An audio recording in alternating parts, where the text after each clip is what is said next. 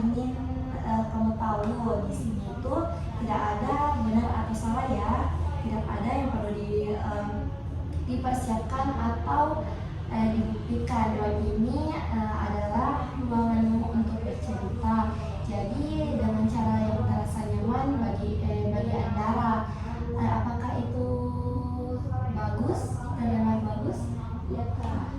Oke. Saya ingin di sini menyampaikan beberapa hal terlebih dahulu sebelum kita mulai.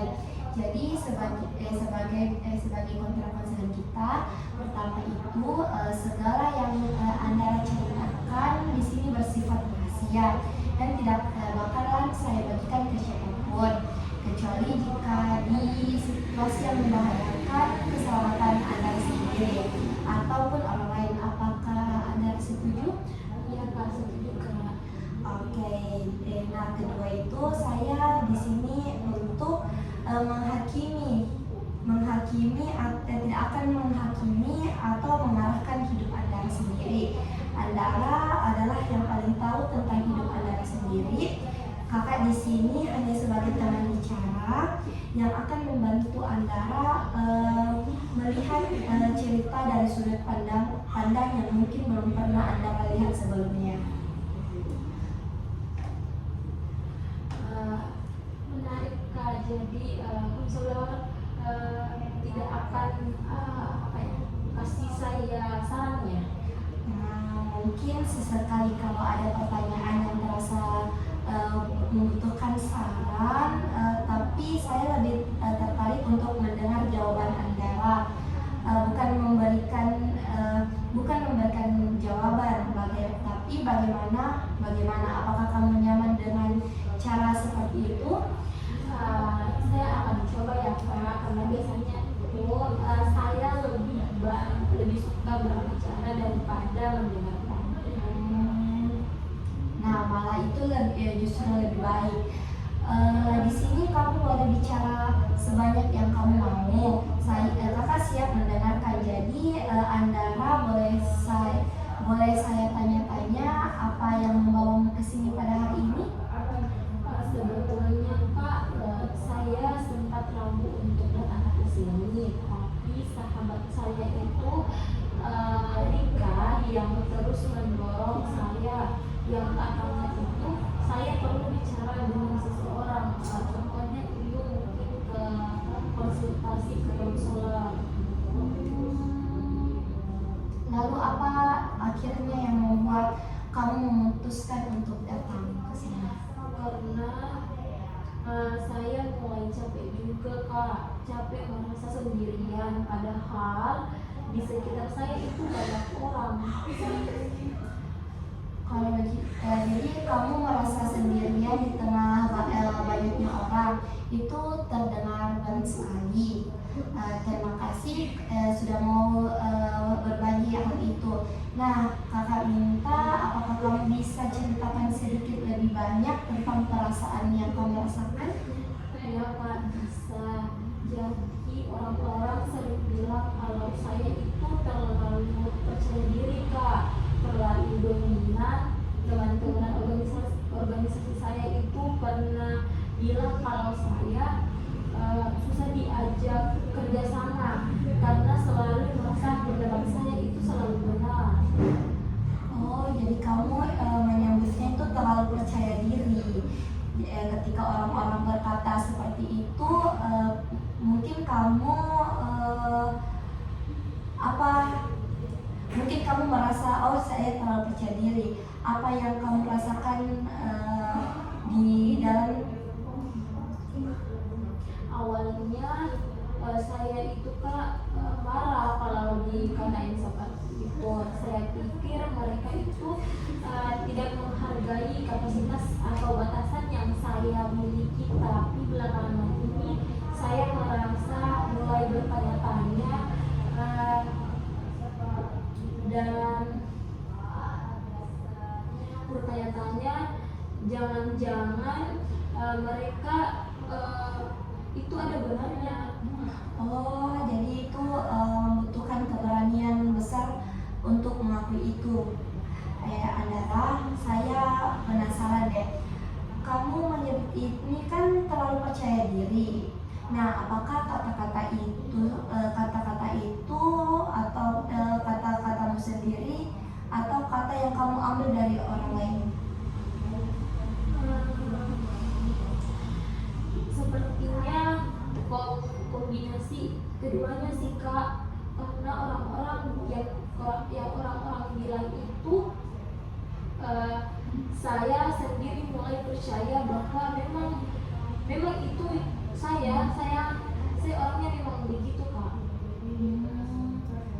Kalau begitu boleh kita eksplorasi sedikit lebih jauh ya. Kamu bilang susah menerima orang baru. Kalau kamu ingat-ingat sejak kapan itu mulai terasa? Sepertinya itu sudah lama Kak.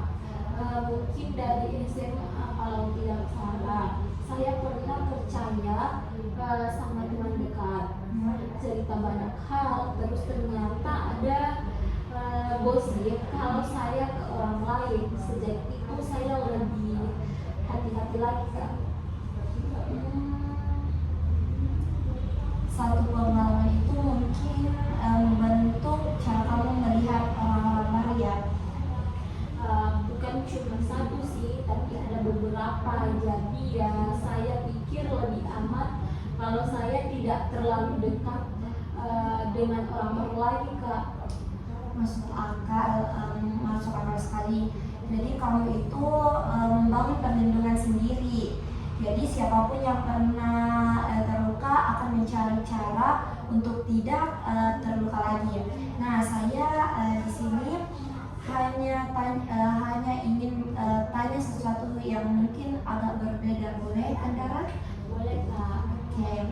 Jadi bagaimana pengaruhnya terhadap hidupmu sekarang? Maksudnya itu pola itu. Maksud saya itu apa yang tertutup itu lakukan terhadap relasi-relasi penting. Saya jadi susah punya teman dekat lagi Kak, kayak dulu. Di organisasi saya sering konflik karena saya itu tidak mau berkompromi dengan teman-teman yang lain. Di kelas saya kerja sendiri karena saya tidak percaya dengan teman kelompok yang biasanya dibagikan oleh guru. Dan jujur kadang saya mau bisa lebih dekat dengan orang-orang, tapi entah kenapa selalu ada yang menghalangi. Yang menghalangi itu menurut Anda sendiri itu datang dari mana? Dari saya sendiri sih Kak, mungkin saya sendiri yang menjaga jarak dari teman-teman yang lain. Kamu tadi kan menyebutkan beberapa hal, kepercayaan diri yang berlebihan, susah menerima orang baru, dan juga memasang jarak. Kalau kamu merangkum semua itu dalam satu cerita tentang kamu sendiri, kira-kira itu bunyinya seperti apa? Kalau cerita tentang saya itu mungkin seperti ini. Saya itu orang yang kuat, mandiri, dan tidak butuh siapapun. Saya bisa mengerjakan semuanya sendiri dan dengan standar yang saya miliki. Dan jadi ketika Anda mendengar cerita itu sekarang, apa yang Anda rasakan? Agak melelahkan sih sebenarnya, tapi harus terus memakai dan harus kayak seperti memakai baju besi setiap hari Kak. Baju besi itu gambaran yang mungkin sangat kuat ya. Kalau boleh kakak minta Kak Anda ceritakan lebih lanjut tentang baju besi itu seperti apa? Ya, kalau baju besi itu seperti saya harus selalu tampak kuat, tampak tahu segalanya, tampak tidak membutuhkan bantuan siapa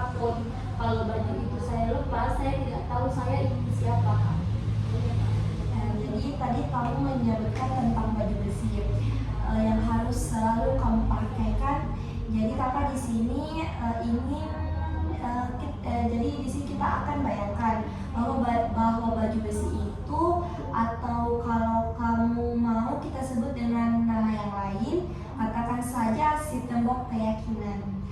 Oke, ini bukan bagian dari kamu, melainkan sesuatu yang sudah lama mengikuti dan mengambil banyak ruang dalam hidup Anda sendiri. Apakah itu terdengar masuk akal?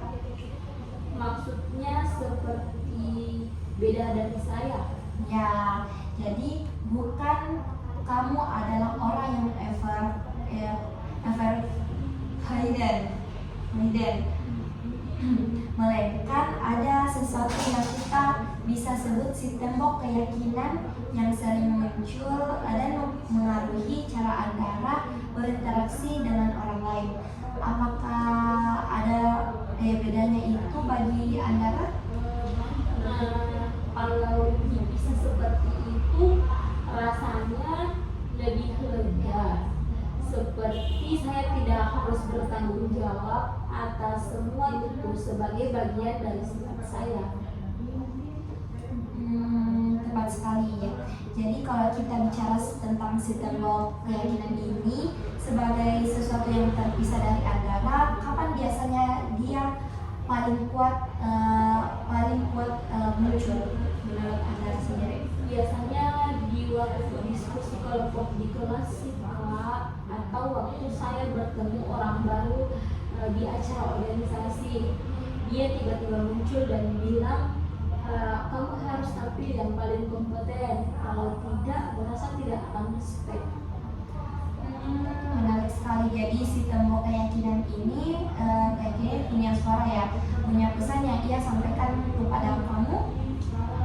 Iya Kak, seperti itu. Saya baru sadar sekarang kalau saya itu sering mendengarkan suara itu tanpa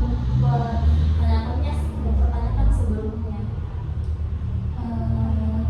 Dan kalau kakak boleh tahu itu, kamu pernah gak bertanya balik kepada si tembok keyakinan itu, apa sih yang sebenarnya ia coba lindungi dari diri kamu sendiri? Dia mungkin coba melindungi saya supaya tidak terluka lagi, supaya tidak ada yang bisa merendahkan saya kalau saya terlihat kuat dan segalanya. Orang-orang tidak bisa menyerang saya. Jadi di balik tembok keyakinan itu sendiri, mungkin ada seseorang yang pernah merasa rentan dan tidak ingin merasakan itu lagi ya. Nah, baik, terima kasih sudah mau masuk ke tempat ini ya Andara. Itu membutuhkan keberanian yang sangat besar. Jadi kakak ingin kita sejenak tinggal di sana. Siapa seseorang yang ada di balik tembok itu menurut perasaan Anda sendiri? Perasaan saya sendiri itu, saya itu seseorang yang sebenarnya ingin terhubung, seseorang yang ingin punya teman yang benar-benar mengenal saya, bukan hanya prestasi saya. Seseorang yang berhubung. Itu cerita yang sangat berbeda dari orang kuat yang tidak butuh siapapun. Nah, kakak penasaran, Andara, apakah pernah ada momen sekecil apapun itu ketika kamu bisa memberikan seseorang masuk ketika si tembok keyakinan itu tidak berkuasa? Sebenarnya ada. Di waktu adik saya sakit tahun lalu, saya itu sangat panik. Saya tidak tahu harus berbuat apa karena orang tua sedang di luar kota. Mereka yang ada di sana dan saya membiarkan dia membantu. Bahkan saya menangis di depan dia. Jadi kamu membiarkan Rika masuk di momen yang sangat personal dan rentan itu. Apa yang memungkinkan itu terjadi? Mungkin karena saya sudah terlalu lelah untuk mempertahankan baju besi itu Kak, dan Rika dia tidak pernah menghakimi saya. Tidak pernah menghakimi Anda. Jadi apa yang Anda rasakan setelah membiarkan Rika ada di sana bersama Anda? Sebenarnya lega sekali Kak, itu rasanya seperti bisa bernafas lagi. Saya tidak harus menjadi Anda yang selalu kuat untuk beberapa jam.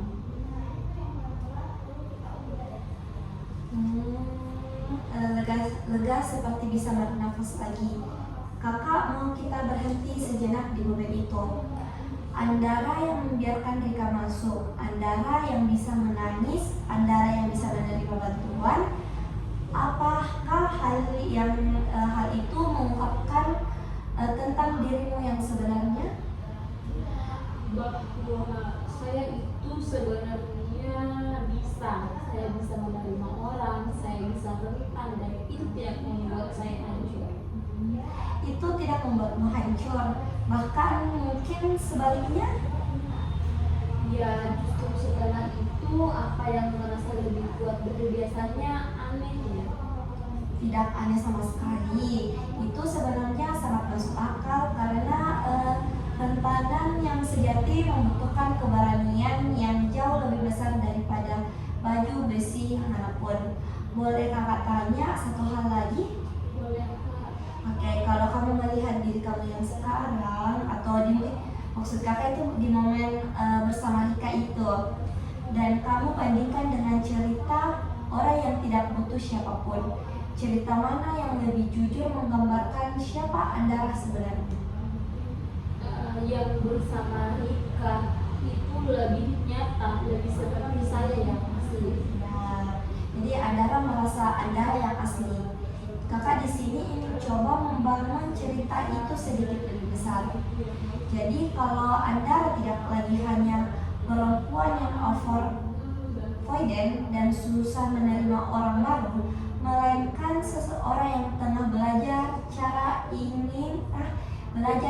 lain untuk hadir di dunia. Bagaimana? Apakah Mendes itu mendeskripsikan Anda? Saya adalah seseorang yang selama ini mencari cara untuk melindungi diri saya sendiri. Tapi saya juga seseorang yang sebenarnya sangat peduli, yang ingin terhubung, dan yang terbukti bisa melakukan itu ketika saya memilih untuk tidak bersembunyi. Seseorang yang selama ini mencari cara untuk melindungi diri, tapi juga seseorang yang peduli dan terbukti mampu terhubung. Menurut kamu bagaimana rasanya mendengar cerita itu dari mulut kamu sendiri? Terasa lebih muat, lebih manusiawi. Saya tidak harus sempurna di cerita itu. Nah, kita sudah berjalan cukup jauh hari ini. Kakak ingin mengajak Anda merefleksikan sebentar perjalanan kita dari awal kita duduk bersama tadi. Apa yang paling terasa berbeda bagi Anda sekarang? Saya rasa saya mulai melihat bahwa overconfident itu bukan siapa saya. Jadi kamu menurut kamu itu bukan siapa kamu. Terus kenapa selama ini kamu merasa itu menakutkan? Karena kalau baju besi itu bukan saya, berarti saya harus mencari tahu siapa saya yang sesungguhnya, dan itu tidak mudah. Tidak mudah, tapi kamu sudah memulainya hari ini. Dan menurut kakak, orang yang mau masuk ke pertanyaan siapa saya sesungguhnya adalah orang yang sangat berani. Kakak juga ingin mengapresiasi sesuatu. Kan tadi kamu menyebutkan soal Rika, soal momen ketika kamu bisa terbuka. Nah, itu bukan kebetulan, itu adalah bagian dari diri kamu yang sudah ada, yang memilih untuk hadir di saat yang tepat. Saya tidak pernah berpikir seperti itu sebelumnya. Biasanya saya malah menyesal karena merasa lemah saat itu, Kak. Dan sekarang bagaimana kamu melihat momen itu? Sebagai kekuatan, bukan kelemahan lagi. Saudara, saya ingin memberikan sesuatu sebelum kita menutup sesi ini. Saya kakak telah membuat sebuah surat pendek untuk Anda. Ini bagian bagian dari proses konseling yang disebut surat terapeutik. Boleh apakah Andara mau baca sendiri di rumah atau kakak bacakan di sini? Nanti di rumah saja ya. Jadi Andara mau baca sendirian. Oke, jadi di sini kamu sudah mengizinkan diri kamu untuk dilihat hari ini. Itu yang membuat semuanya bisa terjadi. Sebelum kita tutup, ada satu hal yang ingin saya tanyakan. Apa satu langkah kecil yang kamu rasakan bisa kamu lakukan minggu ini sebagai bentuk latihan untuk cerita baru yang sedang kamu tulis? Mungkin saya akan mencoba untuk mendengarkan lebih banyak dalam rapat organisasi besok misalnya. Tidak langsung mengambil alih, tapi benar-benar mendengar apa yang teman-teman saya katakan. Mendengarkan lebih banyak, itu langkah yang konkret dan sangat bermakna. Kakak ingin kamu menyimpan surat itu, dan di saat-saat kamu merasa sistem keyakinan terlalu kuat, kamu bisa membacanya sendiri. Baik Kak, saya akan mencobanya. Baik Andara, hari ini kamu telah melakukan sesuatu yang luar biasa. Kamu bukan hanya datang, kamu masuk ke dalam ceritamu sendiri dengan jujur dan penuh keberanian. Nah, kakak sangat menghargai itu. Apa ada hal lain yang ingin kamu sampaikan sebelum kita menutup sesi pada hari ini? Tidak ada Kak, tapi saya mau bilang ini lebih bermakna dari sebelumnya dari yang saya bayangkan. Terima kasih Kak sudah mendengarkan saya tanpa menghakimi. Itu yang seharusnya. Terima kasih juga ya sudah mempercayakan cerita Kak Andara kepada kakak. Sampai kita bertemu lagi, jaga dirimu ya Andara. Iya Kak, terima kasih Kak. Oke. Mari Kak. Iya, hati-hati.